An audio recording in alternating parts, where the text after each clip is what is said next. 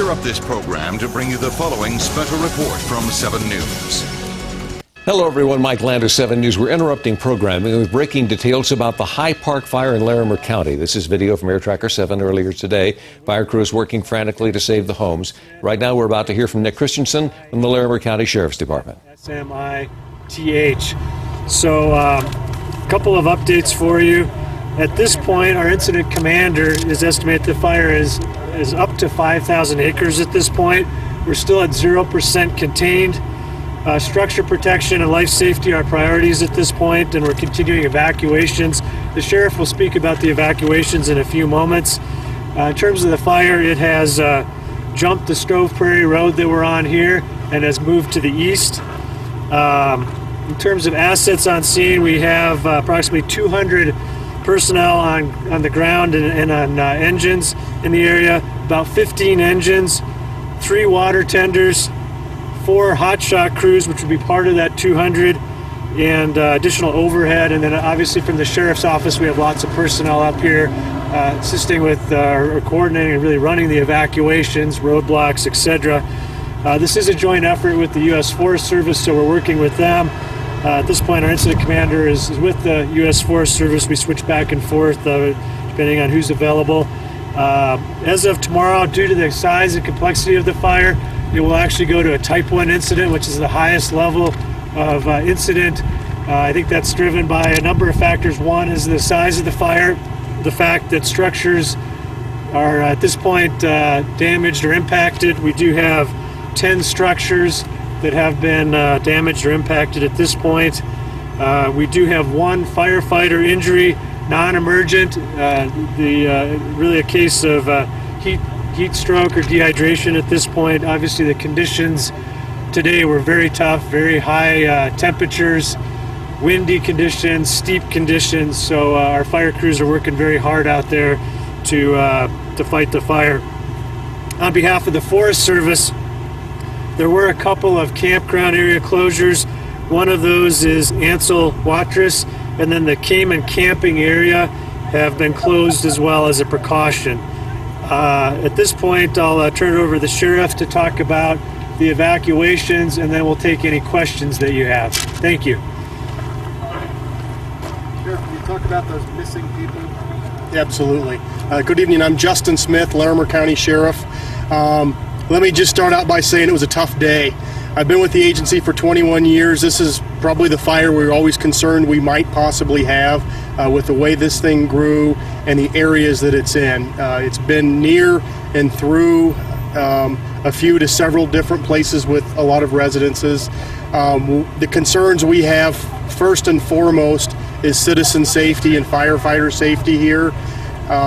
One of the things we've heard throughout this is there's the potential, or I wouldn't say throughout, one of the reports we got is we may have people missing who didn't come out from the fire. Throughout the day, we've done emergency notifications over the phone system, but as everybody's aware, those are not always reliable. So we follow those as every chance we got with firefighters or deputies going house to house. Unfortunately, after report, we could not get into all those areas. I was in on the Old Flowers Road, keeping watch out while my last firefighter was in there, and he tried to get to a property we were reported may have somebody in it. He had to flee. The fire was on him. We have a few other areas that I'm concerned about. As far as the structures go, we've had the report of 10 structures, but understand that comes from the air. We just couldn't get firefighters on the ground, so we don't know what kind. We can't tell you what kind or where those are at, and I anticipate it will be quite a while. I have no names on anybody who's missing. We understand we have not had reports from anybody who's missing family members, but we had at least secondhand reports from residents. They were afraid some people might be back in some of these areas. The evacuation started out in Paradise Park. We're near the origin of the fire this morning. The next area up north was Old Flowers Road, and we conducted evacuations. They had a large wedding party up there. That was one that was great concern. From there, as the fire moved up, I'm told we have 3 fire heads now, 3 different places this thing's moving at. One of them is a little bit south of the Stove Prairie School. It jumped the road there. The other 2 are north of the Stove Prairie School, and I'm told at least in one, if not both of those areas, it's jumped this County Road 27, and so it, at that point is east of County Road 27, working up Risk Canyon. Our focus on evacuations there moved all the way up Risk Canyon, first on the west face, and we evacuated everybody we could find up there. First through the emergency notification phone system, second by running deputies back up there to try to meet with everybody. Now we're working our way down the other side, not only on Risk Canyon Road, but areas like Davis Ranch and Whale Rock. Plus there's many residences along the way. One of them that adds some complexity is there's a wolf rescue. As some of you may be aware, in Risk Canyon, we've been back, personally talked to them, urged them to get out immediately. Some were leaving, some were continuing there. Loading their wolves is a difficulty up there. I don't have a report on the status of that. Shortly before this conference, I just came through the fire area where it burned across, and I can tell you it's running very hot up Buckhorn Mountain right now, and it looked to me like there's a good chance it may be crawling back down, because that was on the south side, crawling back down to the north into the Risk Canyon on the west side. It's certainly a concern for our agency and a lot of folks here is the communication sites. If you ever look up to that area, you'll see numerous radio towers. We have some great concerns because the sheriff's communication system, there's a major portion up there, and I know plenty of others do. So that's the major areas of focus right now. We're also looking at Poudre Canyon. There's the potential. We're simply planning this thing to get to Poudre Canyon. I'm not saying it's going to, but that's the planning we're doing. Part of that includes the potential for evacuations in the Poudre Canyon. We are not there yet, but we're planning for it. And I can't say enough for everybody who, first of all, the residents helping each other. It shows the spirit of the people who live in Larimer County. Obviously the folks from my office, multiple fire agencies, local. The Forest Service has been tremendous. Colorado State Patrol, American Red Cross running shelters. Everybody's doing everything they can right now, but fire behavior and fire weather has not been our friend today.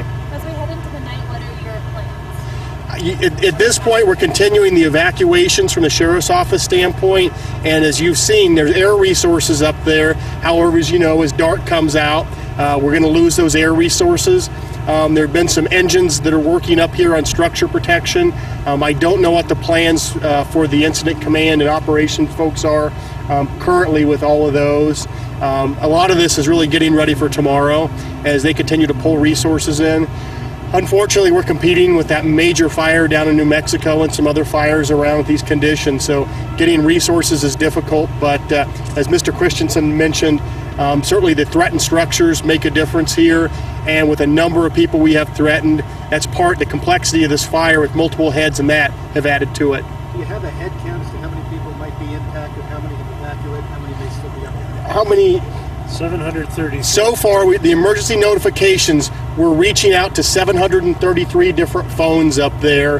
What we can't tell you right now is how many people might have been up there. Understand some of these are cabins and vacation homes, but if we had them plotted on our map, we're trying to send notifications if they've got a hard landline up there. I've heard reports there may be some people that said they would not leave. We make the notification, we mark the house, we tell them the consequences, and then we move on, because to stop and get caught up at any residence is going to stop us from getting to other places. How late into the night when you knock on doors telling people you got to go? Well, as late as it takes with these evacuations that we have now. I feel pretty comfortable once we get to Davis Ranch Road and Whale Rock that's probably, we're going quite a ways out on this, and part of the reason on both of those is those are very complex areas up there with many residences, and I would rather get them out earlier than later. So we'll go however long it takes into the night. I just don't know now. Do you have any kind of idea how many people are missing, or is that? I don't. What else are you going to be doing throughout the night? Knocking on doors, trying to get people to evacuate? What are the firefighters going to be doing? You know, the firefighters, again, are continuing the air operations as late as they can.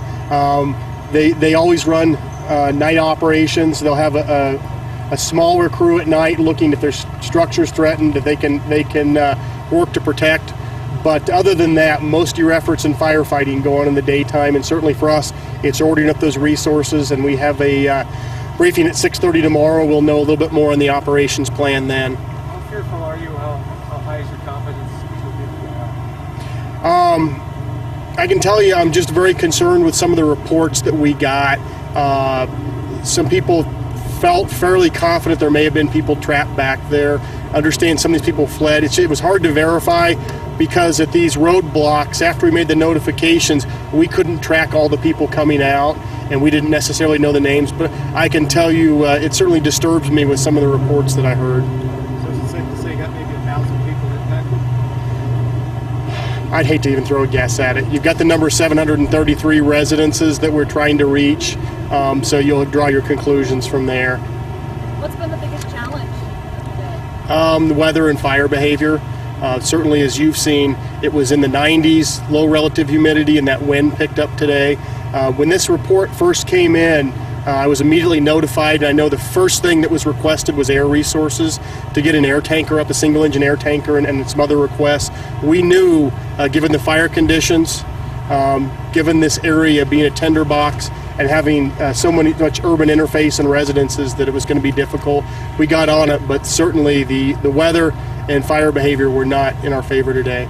Any reports yet when they have started the fire, sir? We do not have anything right now. We know a general area where the fire likely started in that Paradise Park area. However, we have not gotten into there, but it's on our list of things is to get investigators in to see if there's any fire origin we can find. Mother Nature, lightning? You know, that's certainly, I'd mentioned before, it's a possibility of lightning given what we've had up here, but man-caused, certainly nothing's been ruled out at this point. So for viewers watching, which territory or which area should stand by, maybe start packing up things, who should be alert? Really, everybody to the north and east of here, anybody in Wrist Canyon, whether we've notified or gotten a hold of yet or not, and we sent pre-notifications and then sent the actual evacuation notice. Really, north and east of here, clear up to the Poudre Canyon is our area of concern, and we'll watch the Poudre Canyon as we go into tomorrow. Well, if that's everything, I appreciate your time, and I appreciate you sharing this information. Thank you. Thank you. That is Sheriff Justin Smith of Larimer County giving a very detailed look at what has taken place today with this fire that started in the Paradise Park area of Larimer County and has spread from just a few acres to tens of acres to 5,000 acres. To give you some perspective, the Lower North Fork fire was 4,400 acres. This one is still burning and it's at 5,000. The sheriff said that he's been concerned about this kind of an incident taking place with the weather conditions and that sort of thing. He said that they were very concerned about something like this coming along, and that his biggest concern right at this moment is that they are planning that this might get into Poudre Canyon. They are working very hard to try and keep this going. 15 engines going. They have got people coming in from out of state. Tomorrow morning they will declare this as a Type 1 incident. That is the highest level for this, and they will get to work at trying to get this fire out. The High Park fire continues to burn at this hour, and of course we will give you the very latest details tonight at 10 o'clock. We hope you'll join us then.